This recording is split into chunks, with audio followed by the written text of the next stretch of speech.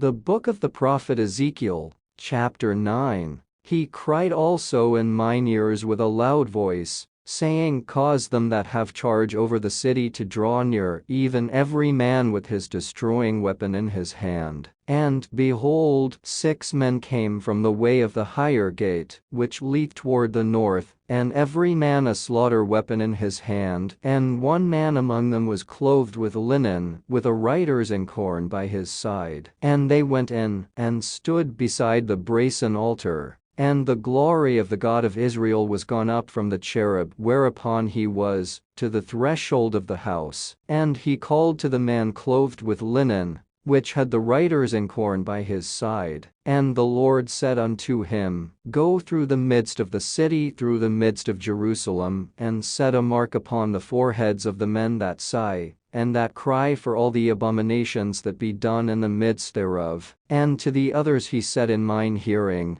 Go ye after him through the city, and smite. Let not your eye spare, neither have ye pity. Slay utterly old and young, both maids, and little children, and women. But come not near any man upon whom is the mark, and begin at my sanctuary. Then they began at the ancient men which were before the house. And he said unto them, Defile the house, and fill the courts with the slain. Go ye forth. And they went forth, and slew in the city. And it came to pass, while they were slaying them, and I was left, that I fell upon my face, and cried, and said, O Lord God, wilt thou destroy all the residue of Israel in thy pouring out of thy fury upon Jerusalem? Then said he unto me, The iniquity of the house of Israel and Judah is exceeding great, and the land is full of blood, and the city full of perverseness. For they say, The Lord hath forsaken the earth, and the Lord seeth not.